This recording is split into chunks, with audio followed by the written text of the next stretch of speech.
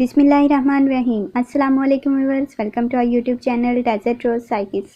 Myself Atia Ayub, and today we are going to discussing our first lecture of chapter 9th, that is about middle adulthood. And the topic of concern is about relationship evaluation in middle adulthood. Video को start करने से पहले अगर आप channel पर new हैं तो आप इसे सब्सक्राइब करें और बेल आइकन का बटन प्रेस करें ताकि हमारी हर वीक न्यू आने वाली वीडियोस आप तक पहुंचती रहें।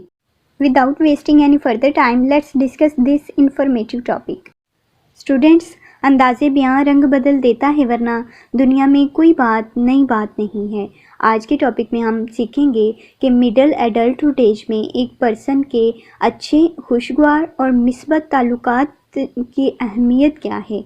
आज के टॉपिक में बेसिकली 2 पॉइंट बयान किए गए हैं। एक तो है मिडल एडल्टहुड एज, यानी 15 से 20 में एक पर्सन जब एंटर होता है उस एज में रिश्तों की क्या अहमियत है। रिलेशनशिप इवैल्यूएशन का मतलब ही ये है कि इंसान की उस लाइफ में, यानी कि 15 से 20 साल की जो लाइफ वो गुजार रहा होता है, उस एज में पर्सन की ज़िंदगी में रिलेशनशिप्स की क्या अहमियत है, उसके जो बहन भाई हैं उनकी क्या अहमियत है, मदर और जो फादर हैं उसकी क्या अहमियत है, फिर जो उसके वर्कर्स हैं अगर वो जॉब कर रहा है या फिर स्कूल गोइंग है, कॉलेज गोइंग है, तो जो उसके फ्रेंड्स हैं, पीयर सर्कल है, सोशल सर्कल है, उसके रिलेशनशिप्स जो सारे बनते हैं उसकी अहमियत क्या है उसकी लाइफ में, उसकी जांच पड़ताल करते हैं और उसकी कदर कीमत मालूम करते हैं। तो सबसे पहले हम देखते हैं व्हाट इज़ हेल्दी रिलेशनशिप, कि एक अच्छा जो रिलेशनशिप है वो क्या होता है या किस तरह से कायम होता है। A healthy relationship is one in which both people benefit and feel comfortable, यानी कि एक अच्छा रिलेशनशिप वो होता है जिसमें 2 पर्सन या 2 से ज़्यादा पर्सन एक दूसरे को फ़ायदा पहुँचाते हैं, एंड फील कम्फर्ट, यानी कि वो कम्फर्ट जोन में रहते हैं, एक दूसरे से तंग नहीं आते। Healthy relationships are based on values, यानी कि एक अच्छा और खुशगवार जो ताल्लुक़ है वो उसकी बुनियाद जो है इस बात पर होती है कि वो एक दूसरे को वैल्यू दें, कदर करें एक दूसरे की। इंटरेस्ट, यानी कि दिलचस्पी रखें एक दूसरे में, और म्यूचुअल रिस्पेक्ट, यानी कि बाहमी एहतराम होना ज़रूरी है उस रिश्ते के अंदर, एक दूसरे की इज्जत करना ज़रूरी है। In right hand side we discuss 3 C's of healthy relationship, यानी 3 ऐसे अल्फाज या वर्ड हैं जो सी से शुरू होते हैं और वही हेल्दी रिलेशनशिप की बुनियाद बनते हैं। The first one is about communication, यानी कि गॉसिप करें, अपने ख्यालात का इजहार करें दूसरे पर्सन के साथ। Let's you discover the feelings, आप बताएं कि मैं आपके लिए क्या फीलिंग रखता हूँ, या दूसरा पर्सन जो है उसको समझने की कोशिश करें कि वो मेरे लिए क्या फीलिंग रखता है। नीड्स, उसकी ज़रूरियात क्या हैं। वांट्स, वो चाहता क्या है असल में। एंड नॉलेज ऑफ अदर्स, और उसे दूसरों का नॉलेज होना चाहिए कि दूसरे लोग जो हैं वो किस तरह के हैं। यही एक हेल्दी रिलेशनशिप की बुनियाद बनती है। उसके बाद सेकंड टाइप आती है कोऑपरेशन की। कोऑपरेशन यानी कि दूसरे के साथ कोऑपरेट कर लें, working together for a common goal. अगर कोई काम आप कर रहे हैं तो अगर उसमें डिफ़िकल्टीज आ रही हैं तो एक पर्सन की आप हेल्प कर दें, उस गोल को अचीव करने में उसकी मदद कर दें, ये एक हेल्दी रिलेशनशिप की बुनियाद है। और थर्ड पर आता है कंप्रोमाइज़। कंप्रोमाइज़ का मतलब होता है समझौता कर लेना। ये समझौता जो होता है ना, ये समटाइम एक हेल्दी रिलेशनशिप जो टूट रहा होता है उसको दोबारा से जोड़ने में मदद करता है। Each participant giving up something to reach a solution that satisfies everyone, यानी कि अगर पेरेंट का चिल्ड्रन के साथ रिलेशनशिप ख़राब हो रहा है, या फिर कंपनी के बॉस का अपने एम्प्लॉय के साथ ख़राब हो रहा है, या फिर फ्रेंड्स में आपस में रिलेशनशिप में अनबन हो गई है, तो चाहिए कि वो समझौता कर लें। कोई काम अगर कर रहे हैं और वो अच्छे से नहीं हो रहा तो वो आपस में कोई मिल बैठ कर बाहमी मुशावरत से हल निकालें, और ऐसा हल निकालें कि जो सबको पसंद आ जाए। Next we discuss types of relationships, के रिलेशनशिप्स की टाइप कितनी होती हैं और उनकी अहमियत क्या है। The first one is about parents relationship, यानी कि बच्चों का जो रिलेशनशिप है पेरेंट्स के साथ, या पेरेंट्स का रिलेशनशिप बच्चों के साथ कैसा होता है एडोलेसेंस एज में। तो देखते हैं हम कि parents and adolescents have to recognise responsibilities, यानी कि बच्चे और वालिदैन जो हैं वो अपनी रिस्पॉन्सिबिलिटीज़, जो उनकी जिम्मेदारियाँ हैं उसको इस एज में समझना शुरू कर देते हैं। पेरेंट्स बच्चों को सिखाते हैं कि आपकी ये जिम्मेदारियां हैं, इनको पूरा करना है, और बच्चे जो होते हैं उसको अडॉप्ट करते हैं। During adolescence, the weight of responsibility begins to shift away from parents to child. यानी कि पेरेंट्स जो होते हैं एडोलेसेंस एज में जब उनके बच्चे पहुंचते हैं तो अपनी जिम्मेदारियों का जो बोझ उनके सर पर होता है वो बच्चों में मुंतकिल कर देते हैं, यानी बच्चों पर जिम्मेदारियां डाल देते हैं अपनी.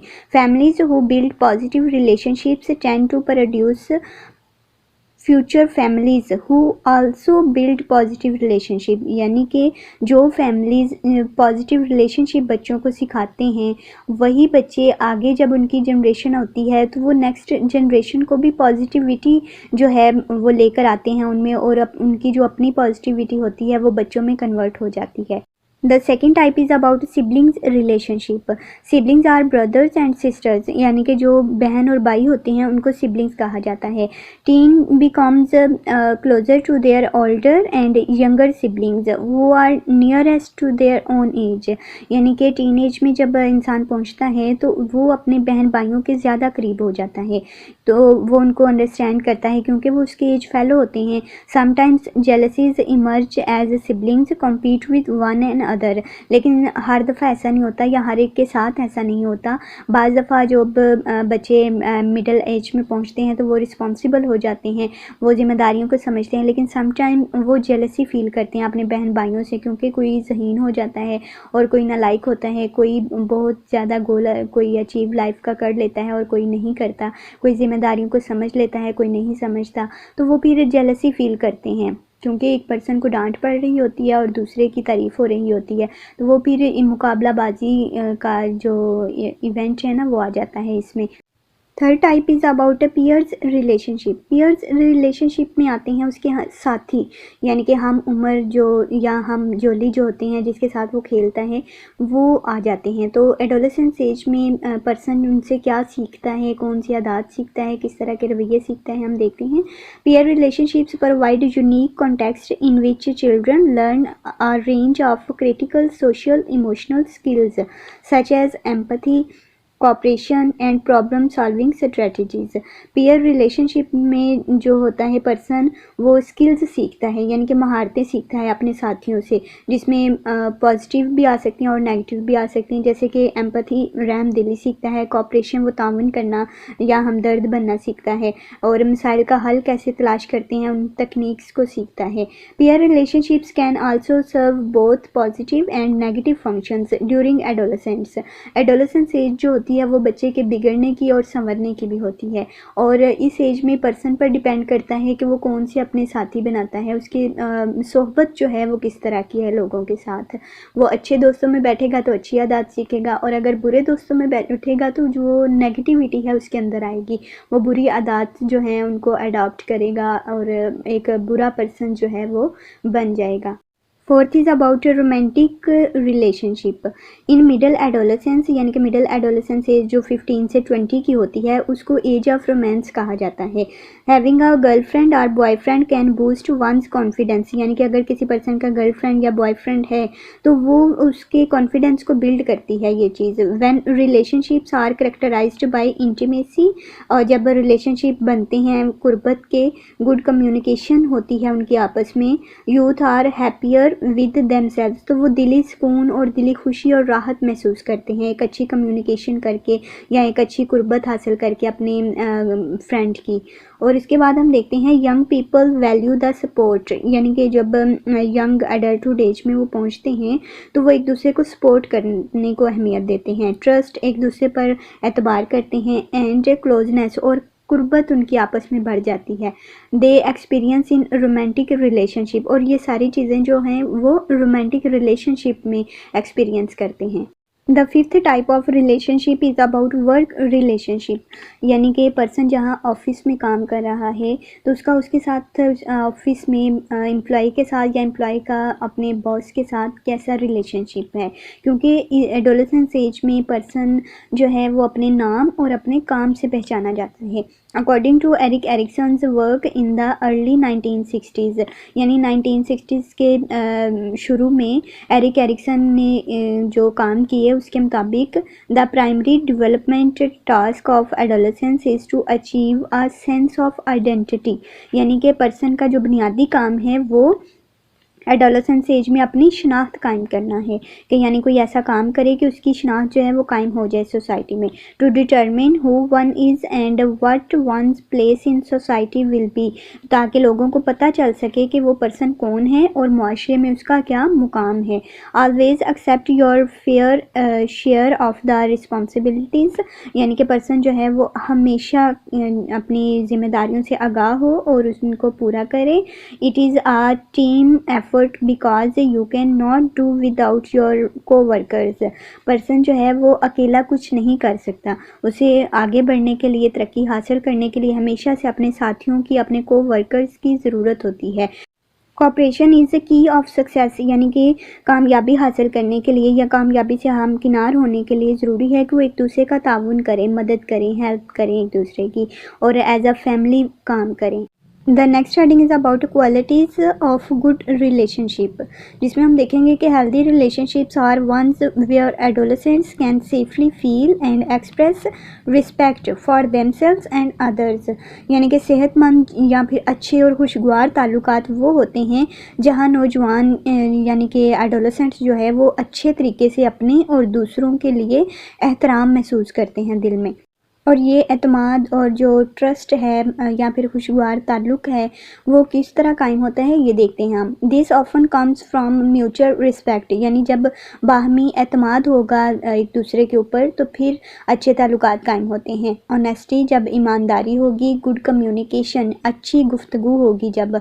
बीइंग अंडरस्टैंडिंग, यानी कि एक दूसरे को जब समझने वाले होंगे लोग। एंड ओपननेस, यानी कि खुलेपन का मुजाहरा होगा। फ्रैंकनेस होगी उनके अंदर, यानी कि ओपननेस का मतलब है फ्रैंकली जब वो एक दूसरे से बात कर ले, झिझकें नहीं एक दूसरे से बात करते हुए। रिलायबिलिटी, भरोसा हो उनको। एंड काल्म ड्यूरिंग आर्गूमेंट्स, यानी जब कोई बहस हो रही हो उनके दरमियान तो एक पर्सन जो है वो पुरसकून तरीके से उसको सुने कि वो नेक्स्ट पर्सन मुझे क्या कह रहा है, तो उसकी बात को समझे, अंडरस्टैंड करने की कोशिश करे अच्छे तरीके से, तो फिर एक खुशगवार ताल्लुक जो है वो कायम होता है। Students, it's time to discuss the last heading of our outline, that is about characteristics of healthy relationships, यानी कि वो खूबियाँ या वो औसाफ जो कि एक खुशगवार ताल्लुकात के लिए ज़रूरी होते हैं। The first is about mutual respect, यानी कि बाहमी जब ताउन होगा, इज़्ज़त होगी, एक दूसरे की करेंगे तो फिर अच्छा और खुशगवार ताल्लुका जो है वो खुद ही कायम हो जाएगा। उसके बाद कंसिडरेशन आती है, गौर व फिक्र करना अपने ताल्लुकात पर, यानी कि कहीं कोई गड़बड़ या कोई ख़राबी तो नहीं आ रही और उसको उस प्रॉब्लम को सॉल्व करना। ऑनेस्टी, यानी कि ईमानदारी के साथ चलना एक दूसरे के साथ। नेक्स्ट है डिपेंडेबिलिटी, यानी कि इन्हिसार करें एक दूसरे के ऊपर। कमिटमेंट, अज़म करें। ट्रस्ट वर्थीनेस, अमानतदार होना चाहिए उनको। रिस्पॉन्सिबिलिटी, यानी कि ज़िम्मेदार इंसान होना चाहिए। सर्च फॉर सेल्फ, खुद ही को पहचानने वाला होना चाहिए। एंड डिसीजन मेकिंग, और अगर पर्सन के अंदर एबिलिटी है कि वो डिसीजन ले सकता है अपनी लाइफ के लिए तो ये एक हेल्दी रिलेशनशिप को कायम करने के लिए बहुत ही अच्छी करैक्टरिस्टिक है, एक खूबी है। सो स्टूडेंट्स, ये था हमारा आज का लेक्चर जिसमें हमने मिडल एडल्टहुड एज में पर्सन के रिलेशनशिप इवैल्यूएशन को सीखा कि उसकी टाइप्स क्या हैं, उसकी करैक्टरिस्टिक्स और उसकी क्वालिटीज़ क्या हैं। I hope so you can understand it very well, but if you face any type of difficulty then ask me in comment section. I'll try my best to guide you. Thanks for watching. See you in the next video. Till then, take care and Allah Hafiz.